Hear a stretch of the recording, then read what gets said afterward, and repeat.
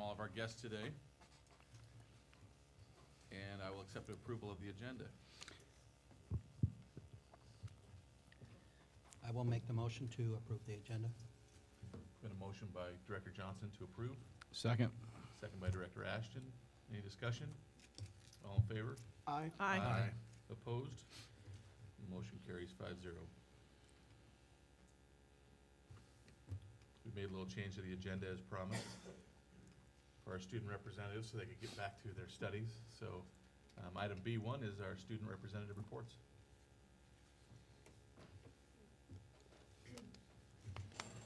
Okie dokie. So, first on the list is we did our canned food drive and we got over 100 pounds in canned food. So, that was really awesome. We did our first round of stamp Spanish testing. I actually took it and I got 2 credits, so I'm pretty proud of myself. We had 17 students who tested for possible world language credit. Everyone qualified for at least 1 credit.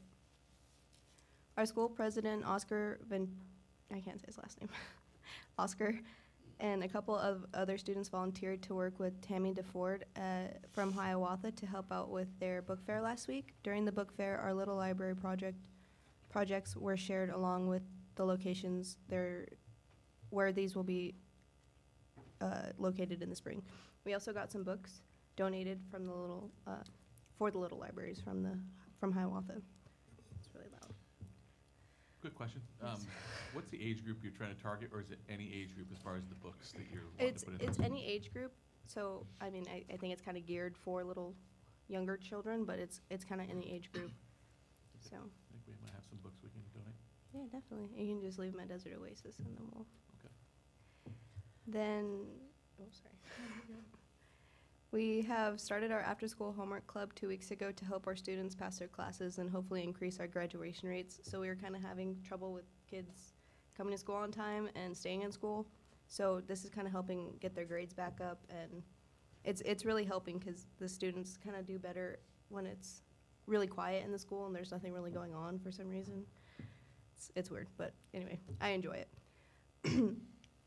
Tovar and DeFal recently attended the 3-day PBL training last week. This information was shared with our staff on our Monday morning PLC. We learned some important, helpful information from our next PBL project, and that was from Tovar. 5 students passed our fall SBA retakes in ELA. These were juniors and seniors. We haven't got the math scores back yet, but that's what's going on in our neck of the woods. All right. Okay, so in OHS, there is a Winter Wonder Week that's going on. So it's kind of like homecoming week, but before winter break. So we're having like dress-up days and small activities. So we're gonna have an assembly on the Friday. So, and then our futures parties and stuff like that. So, and then also break is coming up. That means testing.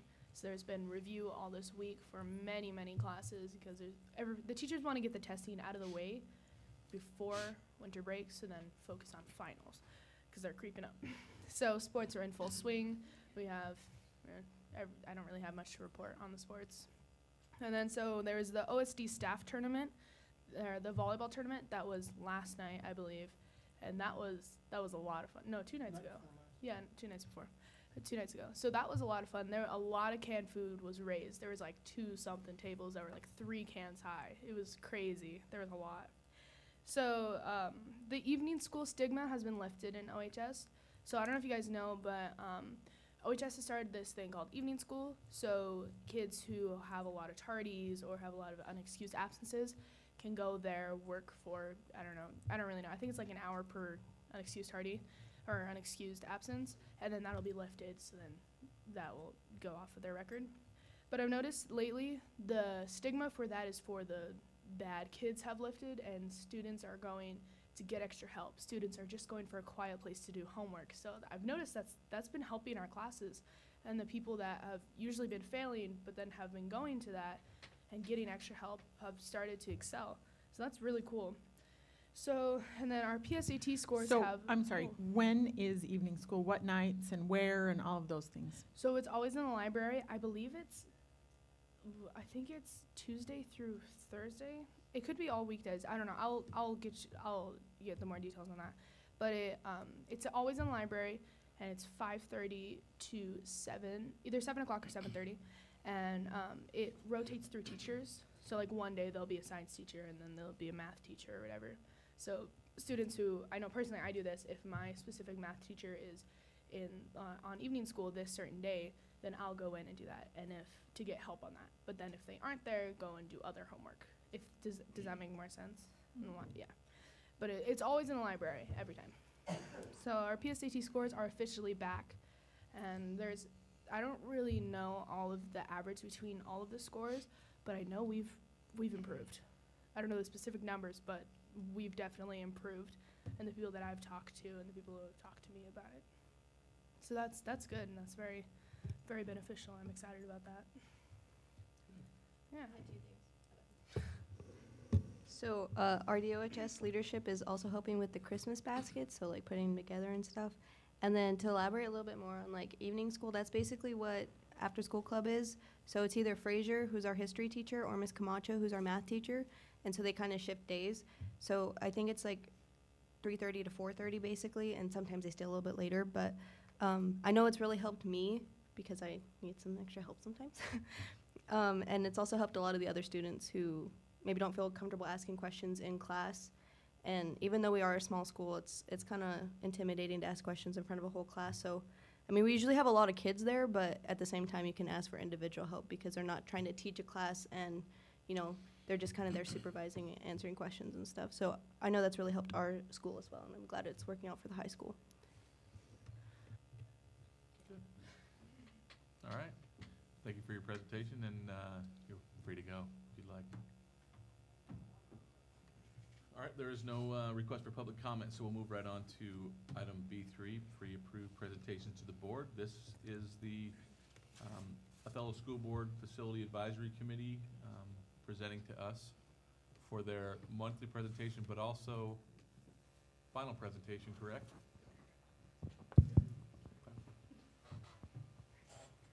Very good. Well, thank you for having us up here today. I greatly appreciate it.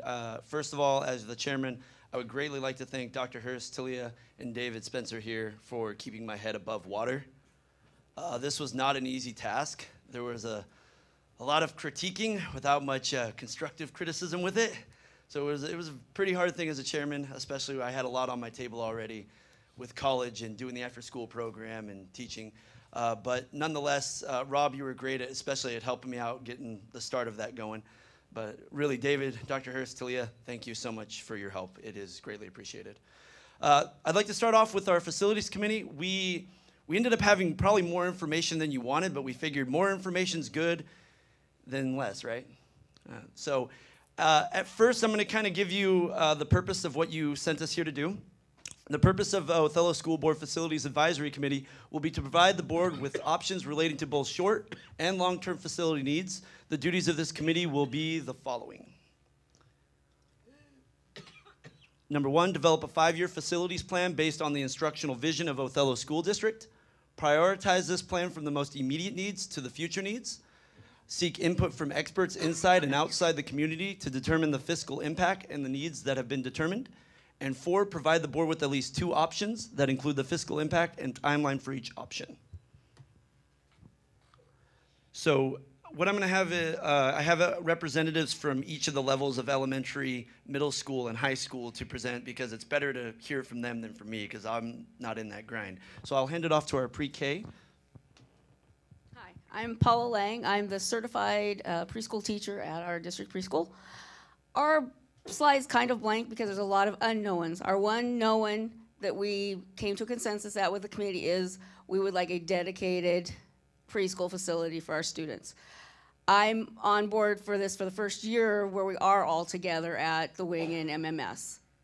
Talking to my colleagues that have been at different places, different schools, they feel that it's a much better situation being together in collaboration for our students, for our parents, for our staffing. Right now, if you go with our instructional vision, we have 11 rooms right now, but only one of them is all day. If we go every day, all of them, we would end up with 21 classrooms or more. So, and I realize you guys are coming, I believe, on the 22nd to a site visit, and I know Jennifer has more specifics related to things that we're looking at and what that might look like, and our wish list as well as things along that line. Tony very much said, I mean, we impact things right now because we're holding 11 rooms. So somewhere we move, something happens, and we're growing. We've been able to serve our kids this year. And as a pre-kindergarten teacher, I mean, a kindergarten teacher in the previous 28 years, I see amazing things happening with these kids and this growth, and I'm just so excited to see them move on and up into the classrooms. So that's what we came up with at this point. Any questions? Okay, all right. I'm Hannah Mose, and I'll be representing all the elementary schools. So you'll notice kind of it repeats at each grade level, because when we remodeled, I don't know what year, they were making sure that everything was equitable. So you'll see a lot of repeated, except at Wahitas. We need less because we considered the things that were missing when it was built. So the only things that we would need if we went K6, we were thinking about permanent structures. So right now we have 4 portables. We would need 2 more because we would be adding a 6th grade classroom, and our resource room would be booted out. So we need to make sure we keep that at our building. And then the multi-purpose room, the intent of that was to go towards the instructional vision, allowing us space to be able to do the design thinking, the problem-based learning, and allowing art to be at our schools, because that's something that's not, the space to do that isn't there. And then K8, the only difference between the 6 classrooms would be changing 3 of them to science classrooms, because they'll need specific things for 6th, 7th, 8th science. We need to add a conference room. Our principal is currently in our conference room. Same multipurpose, a music room to house 7th and 8th grade band as well, and music, and then PE changing rooms. Can you scroll? These next 3 slides are all repeated. So the only thing, in addition to our Wahitas, is every school would need a gym. So in place of building another cafeteria, the cafeteria is already there, and we looked at the fiscal impact of how expensive a cafeteria was versus a gym. A gym was less.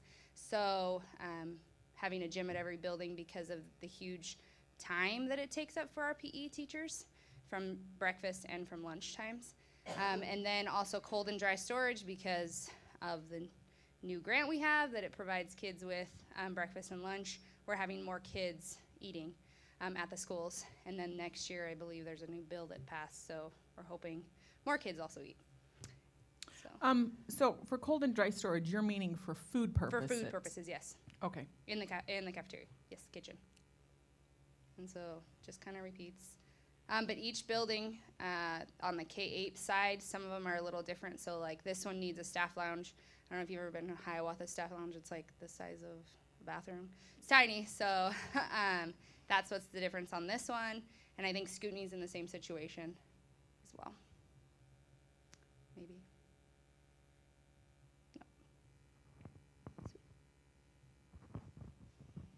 Hi, I'm Gretchen Durpo, and I'm representing the middle school. And since we have a pretty new building, there really wasn't a lot that we needed. The portables would need to be, we would like it to be permanent, so either the preschool would move to their own facility, and if that happened, if we stayed 7, 8, then we wouldn't need any additional rooms, and if we went K to 8, if the preschool moved, we would need 6 more classrooms, and if they,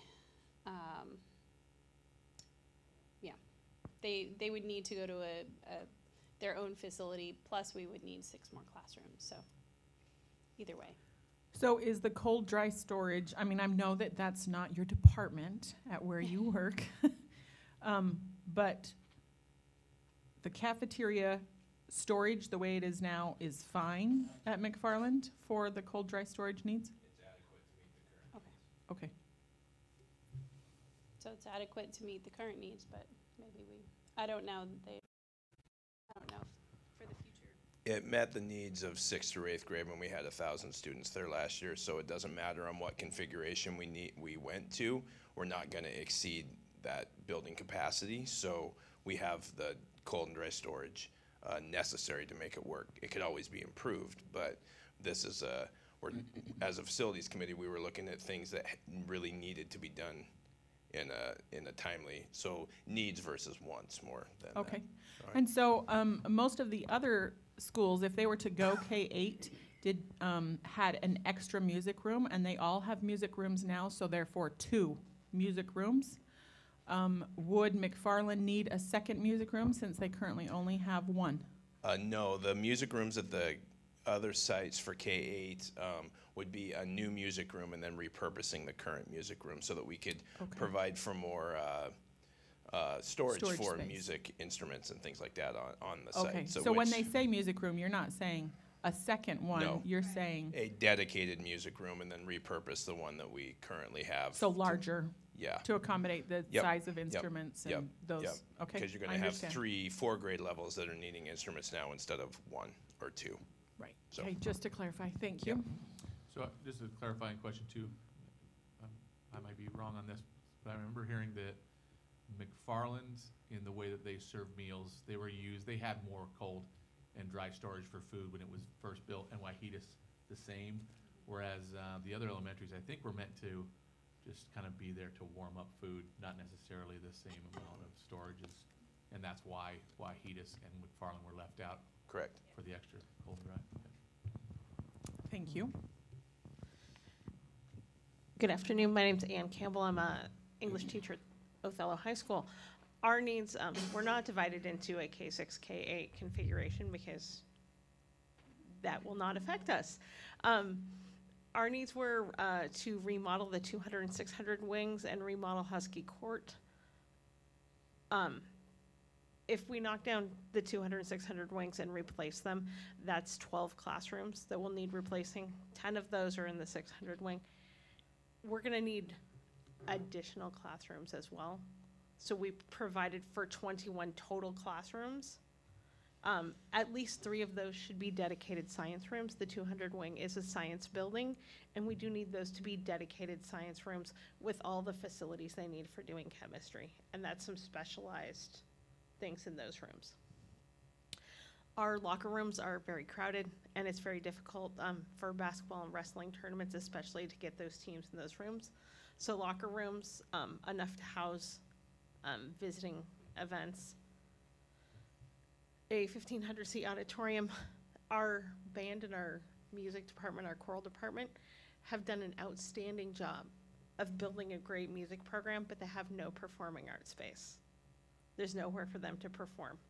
So our band wins all kinds of awards at parades, but there's no place for them to have a concert on campus. So we included that auditorium. And our gym is, we don't fit. If we try to put everyone in for an assembly, we've got kids sitting on the floor. So the new gym was a new competition gym with adequate seating for the student body.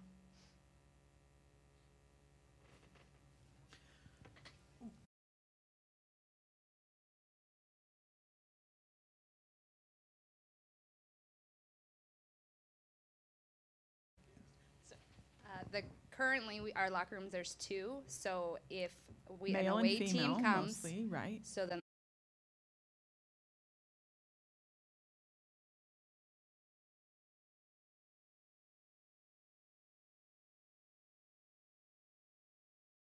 That's what I was referring to. so there's not enough lockers for even our PE or our weight room classes to be able to have lockers in there as well, or when they're changing, it's just really tight. Where it's really difficult is when you have boys and girls basketball games at the same time. And Okay. you've got to vacate all the girls out of the boys' locker room before the boys can go in there because the girls are in there and they play back to back. But And how we have- much bigger, like double? I guess is what I'm asking. You have to have more than one set, is what We don't have square footage of what the new locker rooms would be. That wasn't part of the analysis that was done, so I can't give you a specific number as to what that square footage would be, which I believe is what you're asking. Basically, I yeah. mean, if you want a I don't ballpark- want, yes, that's what I'm If asking. you want a ballpark, double what we have. Okay. And that would also accommodate all of our current students in PE It classes should, and yes. other And then sports when we have classes. sports, we could have a girls' home and a girls' away, and a boys' home and a boys' away.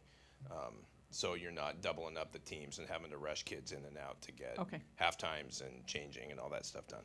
All right. So Just to add, locker rooms come with a competition gym. The reason why the committee separated them out is because if we can't afford a new competition gym, or the board decides not to, they feel like the locker rooms are really important, from my view as a committee member.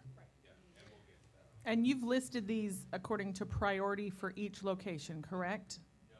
Top to bottom? Two slides will give you, sorry, I should talk into the mic. After DOHS, we have 2 slides that are full priority lists for Proposal A and Proposal B. Okay. So they are ranked in order as per Once you get there. the Okay. committee.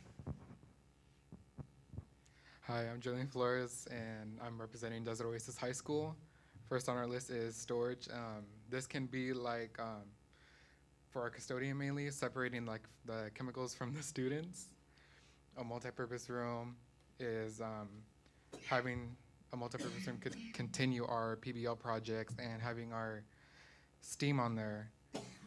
Also for admin space, it's a small space and it's not soundproof enough. Like you can hear like what's going on with our admin in the office. Let's see, cold and dry storage. Right now there is no cold and dry storage for food purposes, and every day our food is prepped at OHS and having to be brought all the way to Desert Oasis mainly.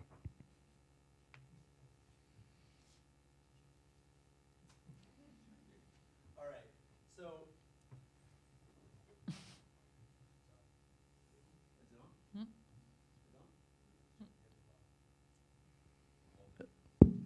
All right, so why we're here, let's roll down to our first slide here. This is our overall recommendation as a facility committee on what we would like to see. This is based on our most, like what we want the most and what we want the least. Does have account for soft money, but the pre-K factor is not factored into this because we really didn't know how to factor how much a pre-K would cost and what that would do. And so this is with the pre-K not in mind. We don't have that factor in this one, but we do have the soft money accounted for in it. And our very first one is that we thought 3 elementary gyms at Lutakaga, Hiawatha, and Scootney would be necessary. Our second would be 21 OHS classrooms, 12 permanent replacement classrooms at the 200 and 600 remodel and replacement, and 9 new classrooms. Keep in mind new, in quotations there, just we need classrooms for the space. We found that the 200 and 600 wings were a little bit underperforming. There's a lot of issues that go on with those buildings, and so that's why it ranks so high up on the list there, is to have those science teachers with the proper facilities and rooms that they can do their experiments safely in. Our third is additional cold and dry storage at Lutakaga, Hiawatha, Scootney, and DOHS. With the new bill that's coming in where this is a second breakfast, it's really important that we have enough space at all these places where it might affect the most. And elementary schools, and especially like DOHS, we have a very high rate. Compared to the high school, DOHS is probably much higher. So we found that as necessary to have additional cold and dry storage at these facilities. Our fourth one was a central warehouse for the district food service. We had a presentation given to us on how much this can impact us, the new bill next year, and we decided that as an entire district, we'd like to see a building in place that would accommodate for the food and beverage or the food services. So they have a central location that they can go to and distribute equally. Our 1, 2, 3, it would have helped if I numbered these, 4, 5. This is our dedicated pre-kinder facility. We would really like to see that and grow. It's been very successful and very helpful at starting these students at the earlier the better. And especially in a community where English might not be a first language, the earlier you get them in school, the easier it is to understand a new language. And so that pre-K really ranked high for us on there. Our next one would be the OHS locker rooms, and this is where we separated them out. We had that whole idea of a competition gym, but overall we felt that the locker rooms, if we can't have the competition gym, we would at least like the space for when we have guests come in from other areas for competition tournaments. This is mainly like a basketball needs. Perhaps a wrestling would also be one, am I correct? So like wrestling and basketball would be the key there. Our second to last one is 24 permanent elementary classrooms. That would be 6 classrooms for each elementary, just for the math there. So each elementary school needs 6 new classrooms. And it would be permanent ones, if we could have them.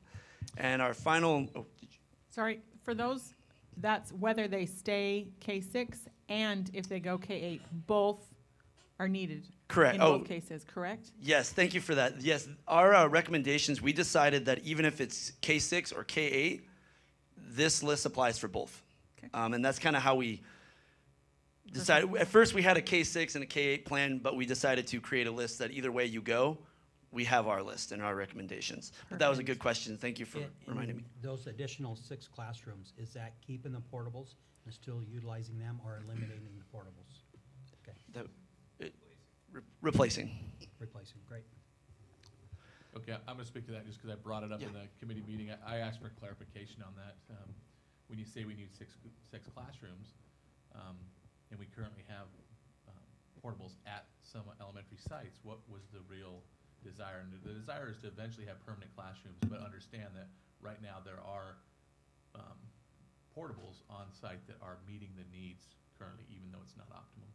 And I think the committee really understood the need sometimes to go to portables before you get to the permanent classrooms. All right, and then our final one would be 6 permanent classrooms at MMS if pre-K doesn't move.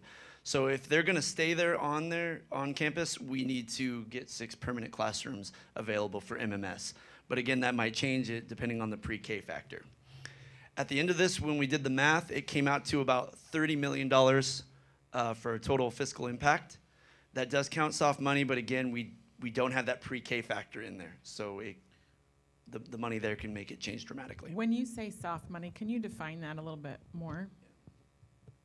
Yeah, it's soft costs that aren't always included in the overages, overtime, architectural and engineering fees that aren't included in the actual. We got a breakdown from our facility, or from Dax Shepherd, or not Shepherd, Dax, yeah. And what he did is he said it roughly costs about this much to $275 a square foot for this kind of classroom, but that doesn't include your soft costs, is what he called them, which are your architectural, your engineering, things like that. So you're saying basically the reality.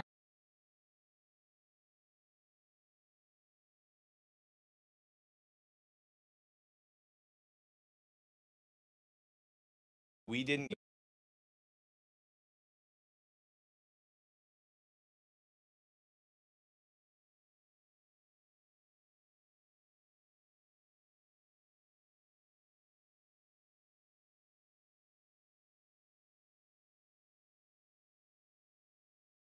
Yeah. What you were Yep. saying. Thank you. Yep. All right, so this is our prioritized list A, and this is kind of hopefully the realistic goal that we could go at. We know that might not happen, but this is we hope we can see this go. If we go on to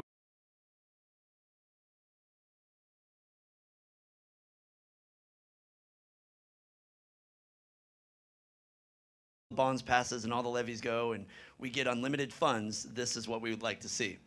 And you never know where money can come from, especially, so it's always kind of nice to have the what if factor just in case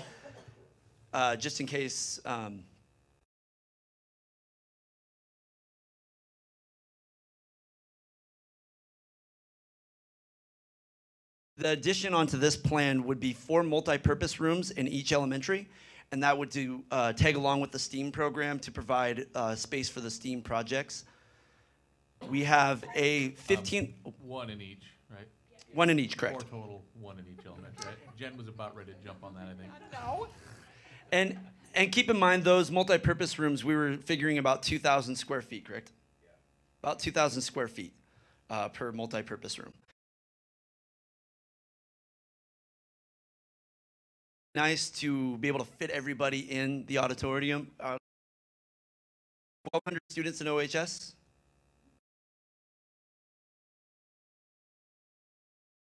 Coming in, we came to the conclusion that a 1,500 seat auditorium would be nice. And one of the things that was mentioned in our facilities committee is that it's not just for like the school, it's kind of like a public thing. We have a place for when theater comes in. We have a place for students to present, you know, not everything has to go through MMS. They have a place at the high school to do their arts and their band projects. And do you have a question? So if there was a 1,500 seat auditorium, where would that be on the property? Because isn't everywhere pretty much like taken up? No, there's a design, but this committee wasn't really tasked with that. Right, Oh. exactly. There That was a would- design in the last bond that showed. That would where be part would of a go. bond committee that's coming up with the actual plan for that. Isabel, are you volunteering to be on a bond committee? No.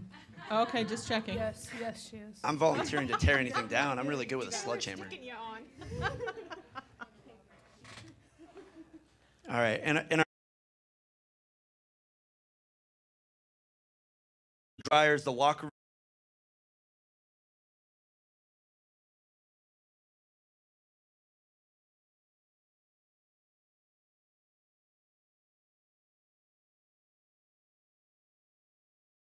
If you go pre-K, kind of K through 8, changing rooms for middle school is going to be necessary. A staff lounge at Hiawatha, as our presenter can attest, it's pretty small. And then a conference room at Wahitas. And so that's our presentation in a perfect world. If you have the money, we would like to see that. Do you have any questions? Can you find us a donor?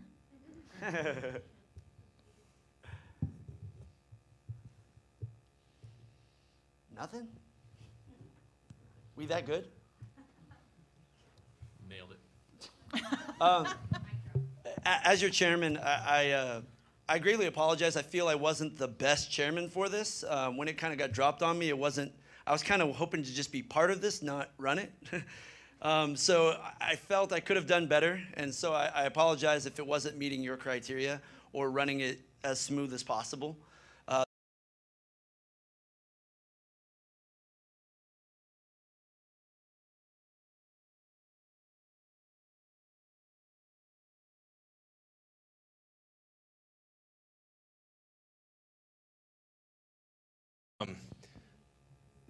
I will just say the facilities committee, where we landed that last meeting was the most productive, and I think everyone for the most part walked out of the room feeling like this was consensus of the people that were in the room. So yeah, anytime you get a committee started, it's always rough at first as everyone's learning how everybody else works, but Ryan did a fine job getting us to the end product. So give yourself a little.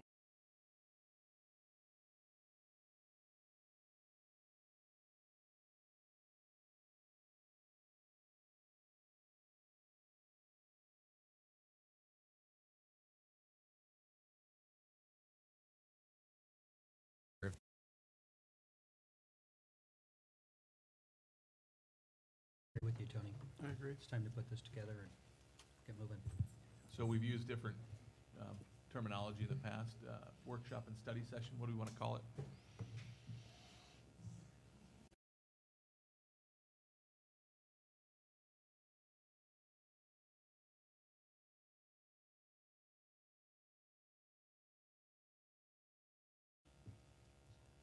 I'm free the afternoon of the 25th. I'm so glad you're open there. I don't know how many of the others of us are open on that day. The 25th of January, right? Yeah. So How long do we think this will take? Or, Mr. President? I would say that it may be more than one workshop, but I think we'll know after the first one. What about 7th? So that was when we normally have a facility advisory committee meeting. That So would the work 7th good for me. on Monday, we could do it. Maybe just plan on 2 hours for the first one. Getting a lot of Available nods. For me, yes. 6 is the earliest you could probably start. Yep. And I would ask too, do we want to just do this as a board? Do we want to ask for any anyone to be there who might be an expert that we want to start, or do we want to wait and see what we come up with the board and determine that? I personally feel like it'd be good to ask Dax if he could come. And I think the facility committee did a great job. I'm not sure if I have any questions necessarily. Plus, two board members were on the committee, so you'll get some committee insights if you need them that way. Is Dax the one that gave him the? He's the numbers Softball. guy. Yeah, yeah. So 6 or 7? And I think it'd be good to ask Architects West to come, just my personal feeling. 6 to 8, Jen. Okay, And then, thank so, you. both Dax, who is construction management, and architects. Everyone agree with that, if they're available and if no cost, If they right? can't come, we can do the meeting without them, but if they could. So we'll be inviting them, and I'm sure that if they can be there, they would want to be there, would be my assumption. Okay, so as far as that, Dr. Hirsch, you have that, the invite? And Okay, well, that's our start then. I think we need to have some of Chris's team there as well. Sure, that would, sorry, I would just assume that you'd be bringing whoever you'd need to for that, okay? Okay. Good point, though, Tony, no, we don't want to make assumptions. So, anything else in regards to that workshop that the board thinks we need to consider and be ready for? So, what I would suggest is, in the meantime, up to that, if you have individual questions as board members, make sure you get those to Dr. Hirsch so that then we all get those answers in the workshop, rather than dropping questions in the workshop when no one can get us answers at that point because they have to do some research. All right? Good. Exciting to get started on the future for facilities and see what we can do, right? Okay. So next item, B4, board member discussions. We'll start with Jen. Any legislative report? I do have one. So, this comes directly from an email put together by Jessica Varvas. She's the Deputy Executive Director and Government Relations for WASDA, the Washington State School Directors Association. But this is her take on Governor Inslee's 2019-2021 budget proposal. And so I'm going to just read directly from an email that she had sent out to fellow legislative reps. Governor Inslee's budget proposes continued and significant investment in K-12 education to the tune of $4.1 billion above the current budget. His K-12 proposal focuses on maintaining the state's commitment to funding McCleary basic education and enhancing services to students through increased support services staffing, meaning nurses, social workers, counselors, et cetera, and increasing fundings for special education. His key proposals for K-12 education that include levies, student supports, and special education. The governor also emphasizes the importance of career-connected learning as a cornerstone of his K-12 budget proposal. In addition, he provides funding to this SCAP program. So I had to look up, that stands for School Construction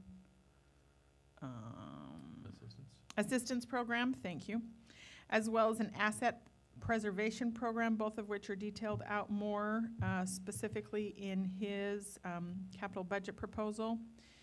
And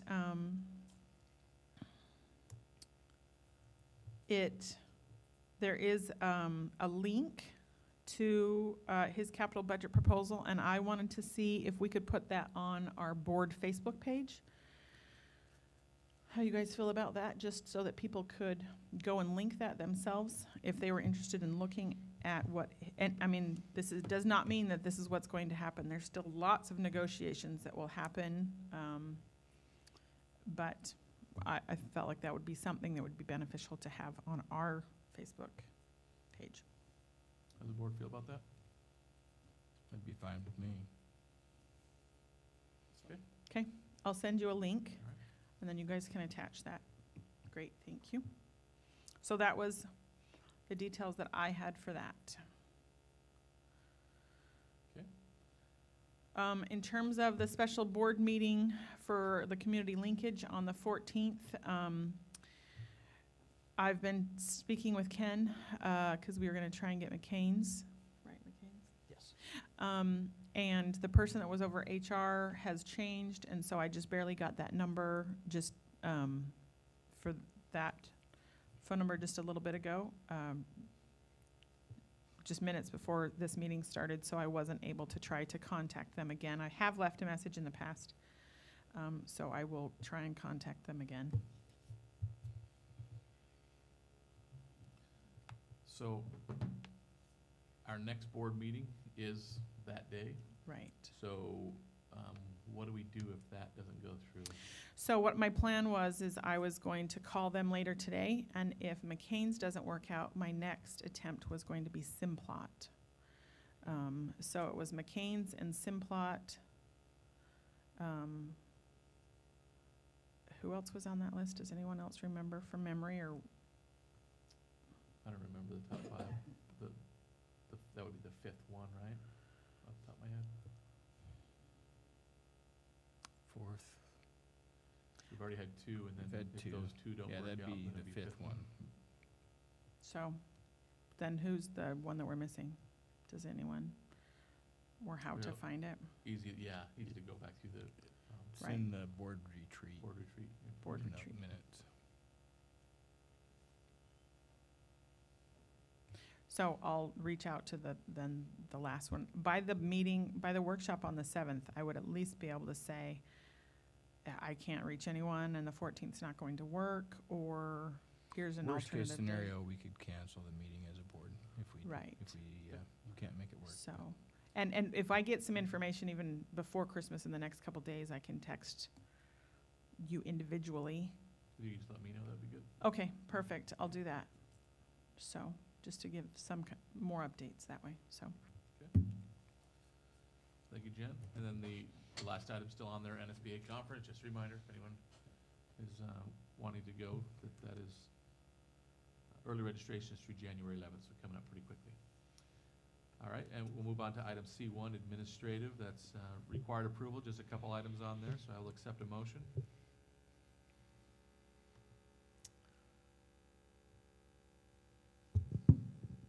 I move that we accept the required approvals, approve the required approvals. There's been a motion by Director Stevenson to approve, Second? second by Director Garza. Any discussion? All in favor? Aye. Opposed? The motion carries 5-0. And then the November financial report is in the superintendent's informational items, item C2. Any questions for clarification for that? Yeah, I have a question on, first off, on the budgeted FTE versus actual, the 66 FTE below the budget. I just wanted to make sure that below what was budgeted, I had to make sure that that wasn't something that the board needed to be concerned with at this time as far as cash flow, long-term cash flow expectations. I know last year when we were below like this, it caused a little bit of a ripple and some concern. Just wanted to make sure that That came up That I in the meeting that understood you it. weren't at, actually. They explained that. And the explanation was that there's nothing to be alarmed about. And they're still trying to figure out the budget based on how it was made for the year, but not something they felt that the board needed to be concerned about at this point, correct? Okay. There'll be implications of it, but there's pluses and minuses in regards to some of the specialty supplemental, the special ed pieces, the CTE adjustments. And by the time we factored it out, it wasn't a huge concern financially. It won't be dollar for dollar, obviously, but it didn't seem to be impactful at this point. Okay, my other question just has to do with just making sure I understand these numbers. On the top page, there's a statement on there that the general reserve fund is 15 million. Well, that's the expenditures, sorry. So my question really just goes down to the beginning of the year, the reserves were all in one category, and now they're in 9 categories. I just wanted to understand what all that means as a board member. I assume they were already there and you just changed them to make them better, easier to understand, Yes. but I just wanted to And understand them. that's exactly right, Tony. The categories, and we debated as to whether or not to roll those all into one. We left them showing the restrictions. For instance, that first one, that first $1 million is actually a restricted portion of the fund balance that deals with compensated absences. I mean, there's categorical pieces, and those are set forth within our financial statements. And so we did leave that, we left them very granular so that we could explain them if there was that and just show that. Bottom line is that 10%, that 10% number is there by board policy. The unassigned fund balance that we have is the 2.8. We do have that remaining balance of about that $3 million, but they're restricted, and we've left them just to show that, trying to be, categorically transparent, just to let people know truly that yes, there's almost $12 million there, but of those 12 million, about 3 million of it is restricted, if you will. Yeah, and I guess that's what I wanted to get clarity, not from you necessarily, but from the board. My understanding as a board is the reason why we have that 10% minimum fund balance policy is to cover the things like what I believe the restricted carryover is and restrictions for debt service, and not all of those things, but some of them. And I just wanted to make sure that the board agrees with the way this is set out, because in my view, some of these other items are part of the 10% in my little mind, and they're getting counted twice, which is fine. It's not wrong to do it that way. It just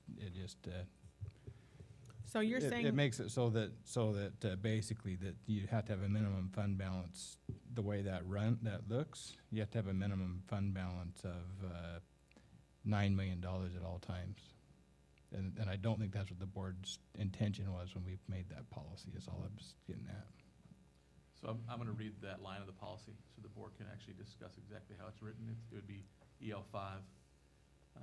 Therefore, the superintendent, when recommending a budget, shall not cause or allow plans for the reduction without approval of the board of the unassigned general fund balance for any fiscal year to less than 10% of district projected gross revenues. So I think the question is, what does unassigned fund balance mean to the board, right?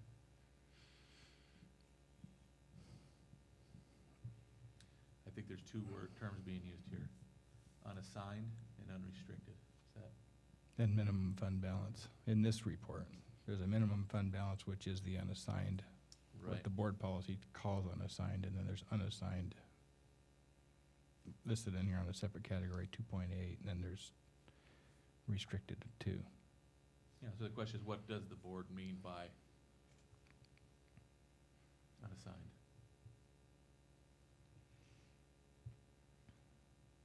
I think just because it's not unassigned now and we're at like nearly 9 million instead of the 10%, Well, we're actually at 12 million.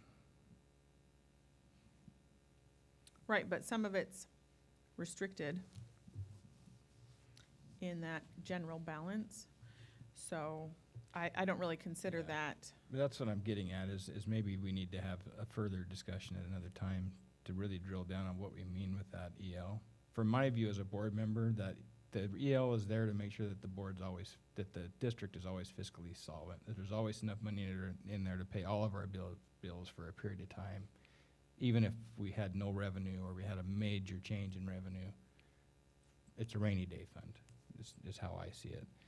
Like if I was doing my personal finances, the experts would recommend you have 4 to 6 months of your earnings set aside in cash, right? So that if you lose your job, you can cover your expenses for a period of time. That's what I view this Right. policy as being. And so if you view it as that, then that's what these restricted funds are part of that. And that's all I'm getting at.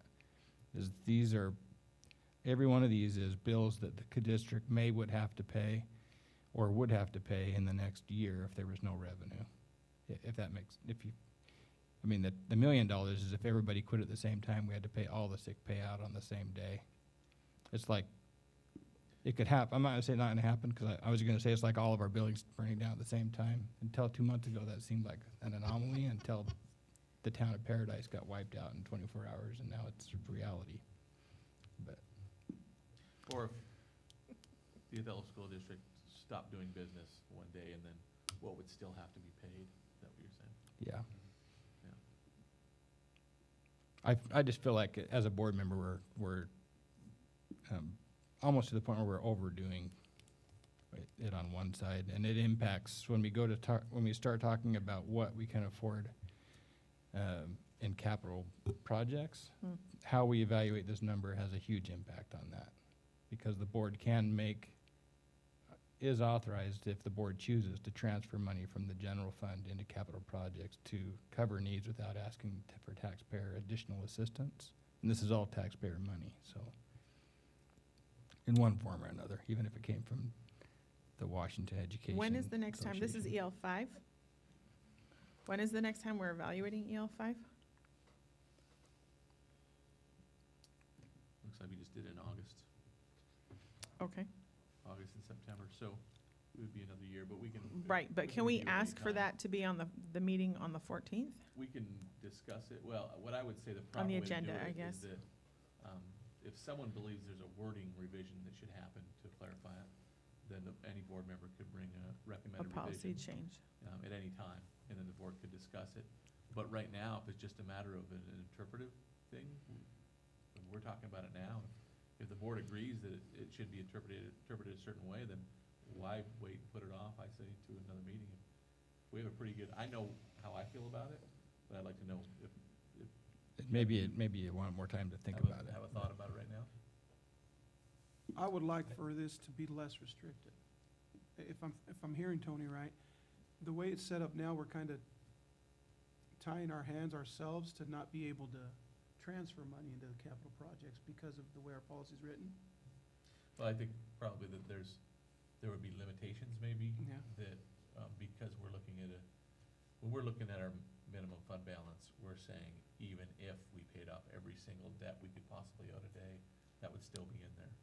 Where I think Tony's saying those debts that should be paid off are included in that 10%. That's why we have the 10% in our policy.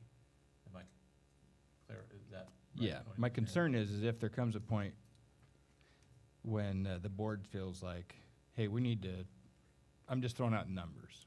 We need to transfer $5 million, which is excess of the 2.8 that it shows here, into capital projects to do the things that we believe the district needs to do. What I don't want the public to feel like is well, you just violated your own policy because you're taking $2 million out of the $6 million that you committed to leave in there. And it would be Dr. Hurst, if he has a certain interpretation, that is one of his job would be to tell us, I think you're in violation of your policy, if you ask to do that. Yeah, so it's what not I like an what I don't want it to look like interpretation is issue we're we're gonna change the policy the day we're gonna move the money, because that's what fits what we wanna do. And that's Right. not the precedence I wanna set as a board member. I want it to be clear so it's easily to understand and So Ken, do you say you want more time to think about it? Is that what I was getting, or do you? Yeah. Yeah, it's understandable. I can see what you're getting to. Oh, But- so you don't need more time? No, I Okay. actually, no. What do you Well- think, Jen? What it would be nice to do is when we have our meeting on the 7th, though, is have some numbers of what we could possibly use for construction or possible bond match and stuff like that. And that's where some of that's going to come from. So it'd be nice to have some of those numbers on the 7th. I agree with that. It would be nice to see some of those numbers. However, I'm not ready to make a major change and to make a decision about some of the wording and the interpretation of that today. But it sounds as if I'm the one of the four that, yeah, just so the restricted stuff that's not the board policy. It's really just interpretation of what that means, of what the board's 10% intention is. Does it include restricted or not? I think that's fine to wait to give direction on that. But that's, in my mind, that's really where the difference is, if that makes sense. Yeah, and it sounds to me like 4 board members believe the interpretation of that 10% is that it includes restricted funds within the 10%. Am I correct on that? That's my I don't, feeling. I'm not looking to rewrite it. I just think it's clarification of of what we mean is what's important for Dr. Hurst to know right now, so he can make sure that he's instructing his staff along that. And then that's kind of what I'm getting at to Ken's question.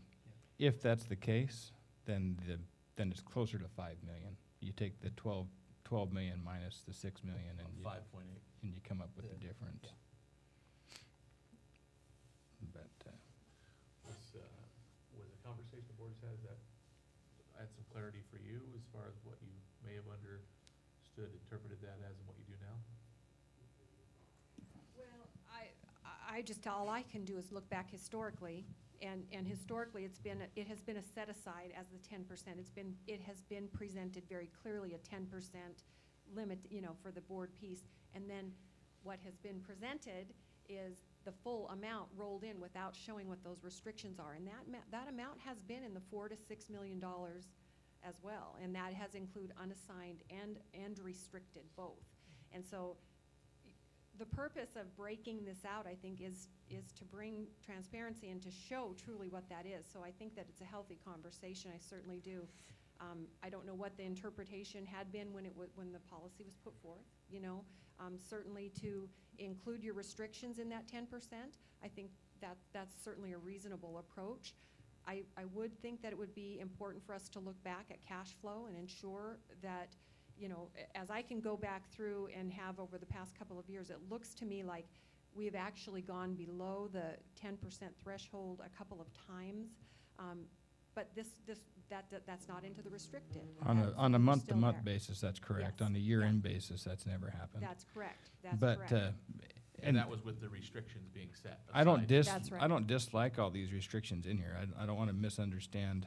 I just feel like that the way it should be done is you take all those restrictions, and then whatever's left to come up with the total of the minimum fund balance is that number, and then the rest is unassigned, however you want to figure that. That's, in my mind, that's how I would prefer it was. You follow what I'm saying? You take all those restrictions, add them up, maybe that adds up to $4 million, and then there's an additional 2.1 million to get to 6.1, kind of a thing, so that they're not added separately. And it absolutely was done that way in the past, It Lisa, appears for so, sure. yes. And so you're just following what it has been done in the past, but I don't know if there was as much of a desire or need to clarify in the past because of not having these facilities discussions that are coming up now. That's correct. I just want to point out that the restrictions, that's not optional. That's a presentation according to GASB, and that's a requirement. So I just want to make sure that we're very clear that that's not an option. Yeah, Now, if whether or if not that you added up to more than include 10%, the right, board would need to change its right. number. That's exactly right. Whether or not that those restrictions are included in your 10% or not, that's certainly this discussion, and I think warrants review, certainly. Yeah, no, I agree with what Well, you're saying there. It sounds like 4 board members feel that it should be included in the 10% as of right now. The last time, to And be one's not honest- ready to say yes or no yet. Yeah, the last time I remember having the conversation similar to this is the last time the board transferred money, which was years ago, 4 or 5 years ago. The board transferred $2.5, $3 million from general fund into capital projects. Okay. For sure, Rob and I were on the board. I'm not for sure that Mike was at the time. It was a long time ago. But Any need for further discussion or questions regarding the superintendent item? Okay. We will move on to item D1, board response to monitoring reports. I would just say that on this,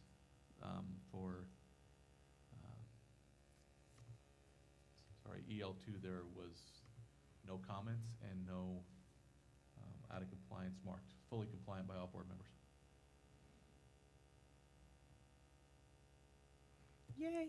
So refresh my memory. Are we usually doing a motion on these, and then we're approving them formally at the next meeting? I just want to make sure I'm doing it. So we just have a consensus of the board saying, Yeah. yep, it's in compliance. I don't have And any then we're other. formally approving it at the next meeting. Yeah, we'll approve the monitoring response document next meeting. Okay, so move on to item D2. These are board self-monitoring surveys. Of these, same thing. There was only one where there was some comment made. That was a GP2, and it was in regard to question 8. The board by majority vote may revise or amend its policies at any time. However, the norm is after reviewing and monitoring as scheduled in the board's annual agenda. A proposed policy revision will be discussed at one session of the board prior to being approved at a subsequent board meeting. In emergency circumstances, the board may approve a policy change without delay. One said that we were in compliance with the following exception. I think there have been times that we have proposed and approved change policy in the same session. It states what the norm is, but also says in emergency circumstances to be approved at the same session without delay. I think we need to amend the wording here. So it sounds like, so is there a question that we're out of compliance or just a recommendation for a policy revision? It's unclear there. I think just a recommendation for a policy revision because the way that it's worded says that we talk about it at one and we approve it at the next. And I remember us talking about it and approving at the same session in the past. So is your question of what's the definition of an emergency circumstance? Is that your question? Because the board can do that Yes. based on this policy, based on what. Yes, but I if think. If the board feels like it's an emergency circumstance, they can approve it at the same meeting, the way I Right, read but this. in the situations that we've made those changes, I don't think that they were emergencies at all. I didn't interpret it in any way as an emergency. It was just, we were all in agreement, let's do it.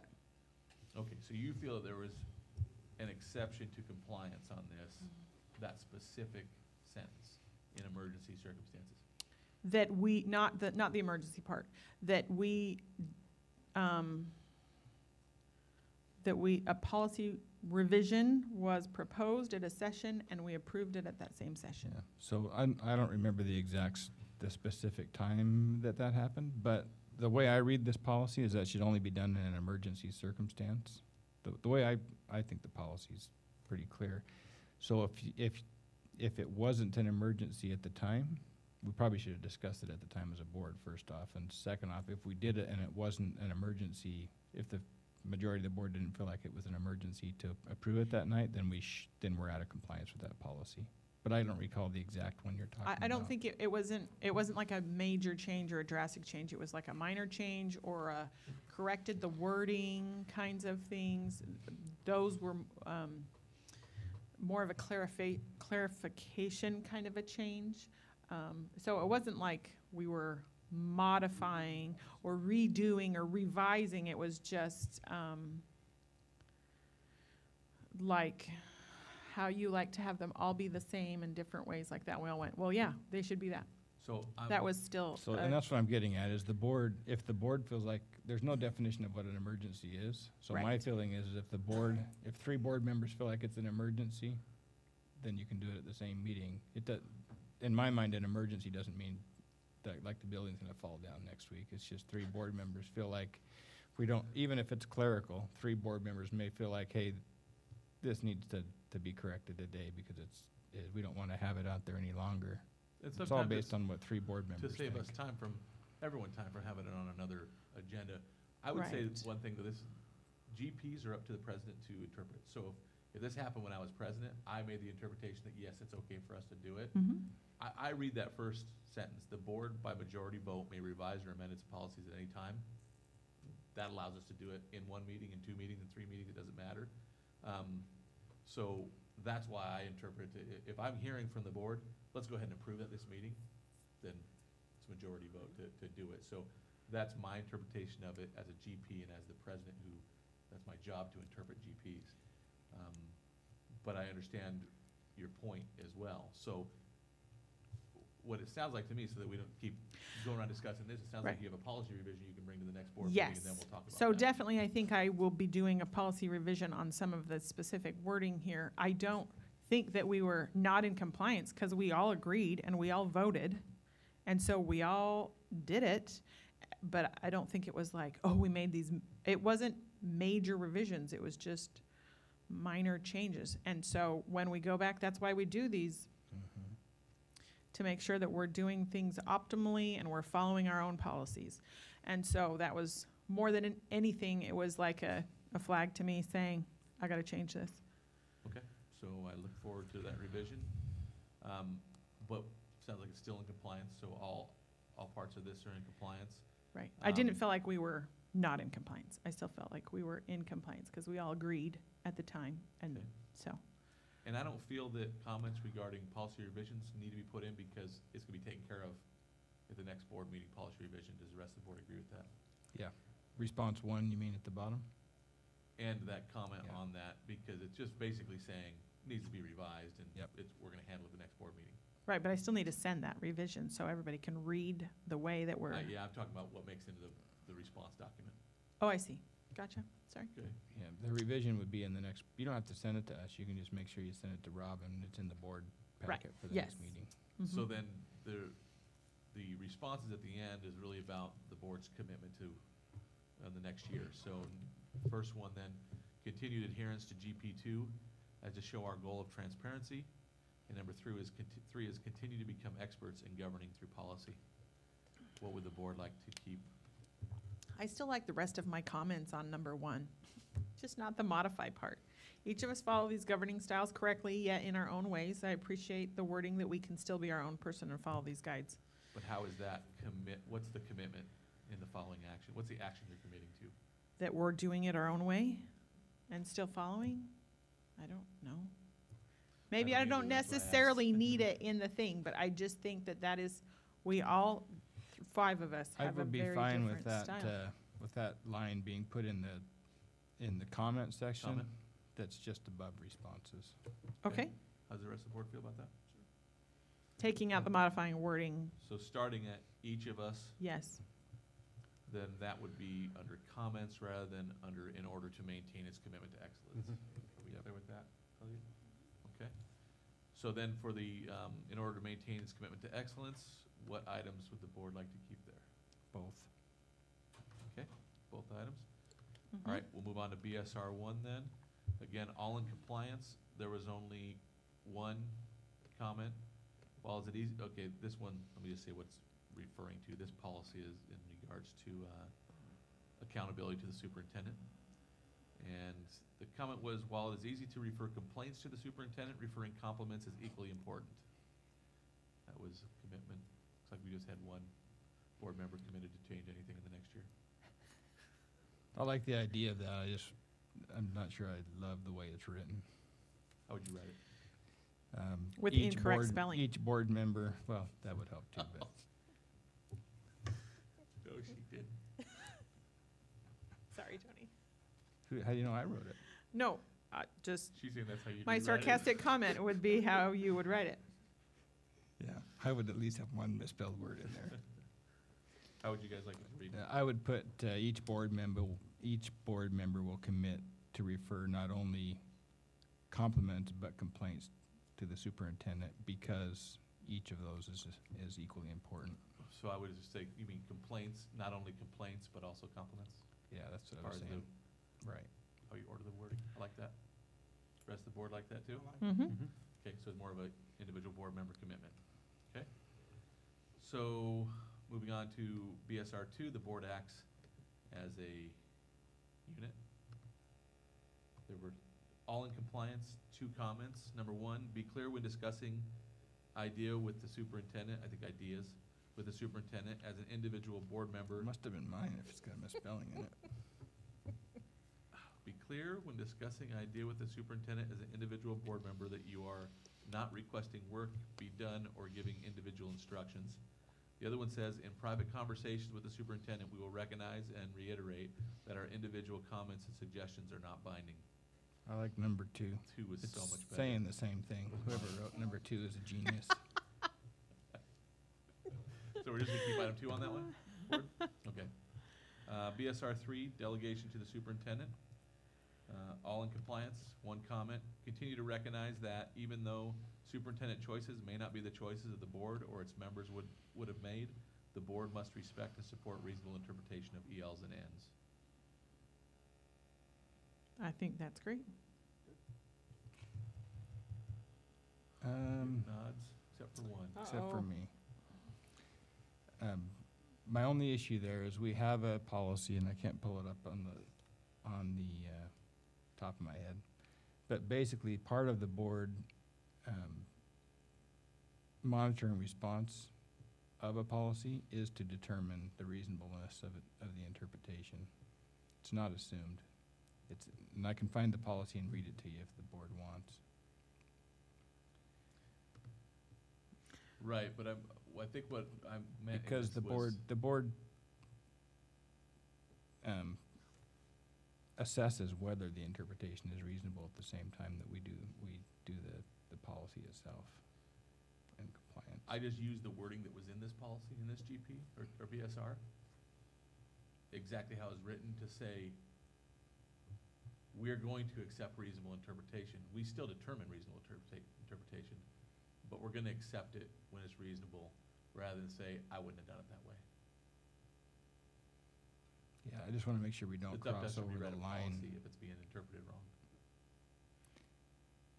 That's what it Yeah. meant to me. I don't know. I know what you're saying. It just brings me back to board members, again, board meetings several years ago where some board members' interpretation, it was before Chris was even here, was, well, if the superintendent sees that as black, even though it's red, we have to accept that it's black. And that's To not me, how that I is feel as a board Those member. are two different things, though. Yeah, I We just have wanna to make sure we accept don't reasonable cross the line. interpretation, but we get to determine reasonable interpretation. Yeah, I just want to make sure that we keep a clear line of it. Is the board clear with what Tony's bringing up as well? Yes. Tony, if Not- it it's not changed, taking away our power of. right, but if it said the interpretation. board must respect reasonable interpretation of ELs and Ns instead of and support, if and support was removed, would you be more comfortable? Not really. It doesn't really change it for me, but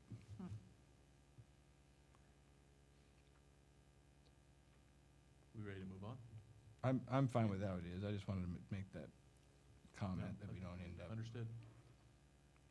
Okay, so as written then, BSR 4, same thing, one comment. The board will recognize that direct inspection is firsthand rather than second or third-hand knowledge.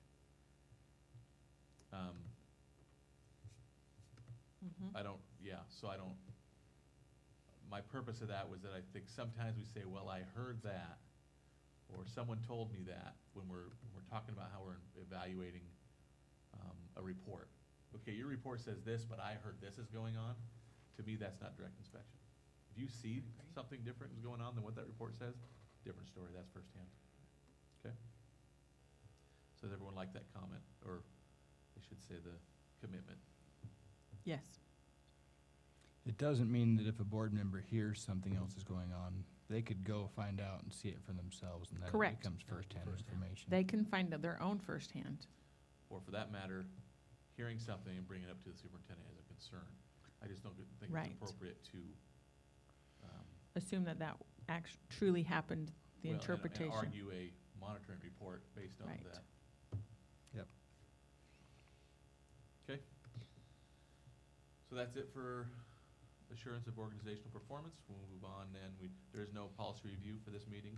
No need for executive session, so we'll go right up to our adjournment.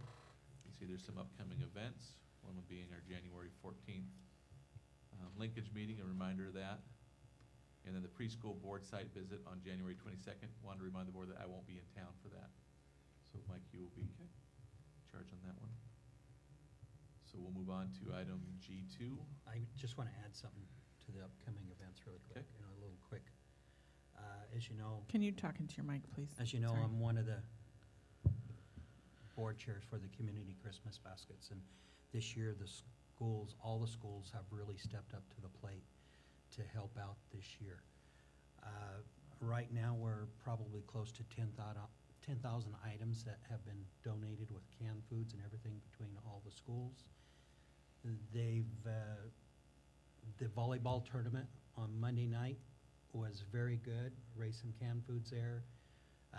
We have some very good volleyball players in the school district, very competitive, and it was a very highly attended too on Monday night.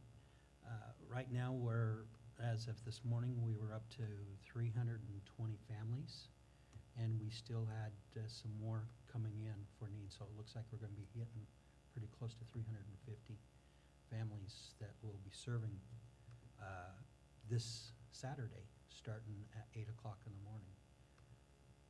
So I really appreciate and let all the schools know I really appreciate what they have did this year. They've really stepped up to the plate. And we really appreciate it. It's going to all really go to good cause.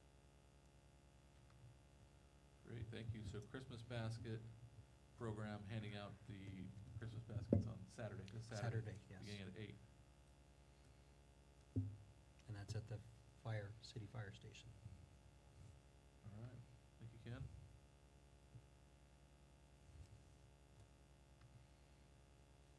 Okay, so now we can go on to item B2, Board of Self-Assessments. Please complete the survey.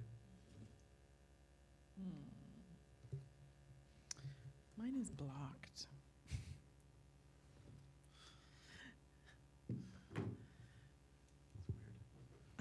I always technical difficulties person. Thank you.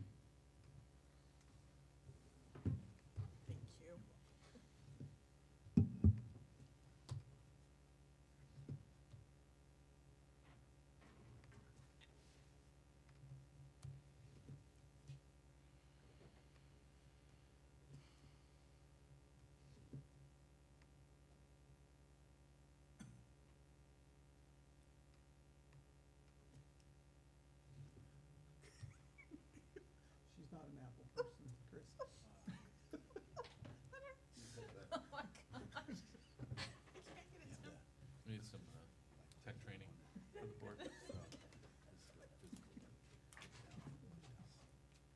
Right, okay, I got those, but I need to go just down.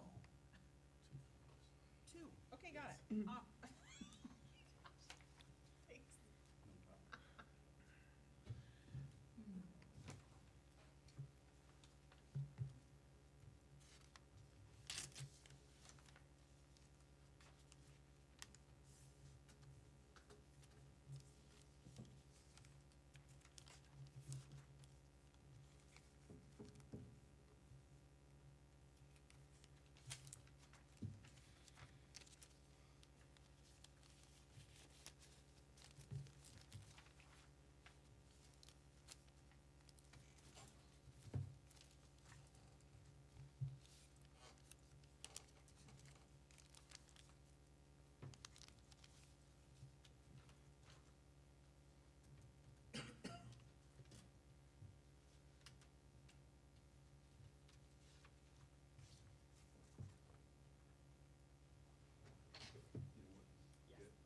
Okay.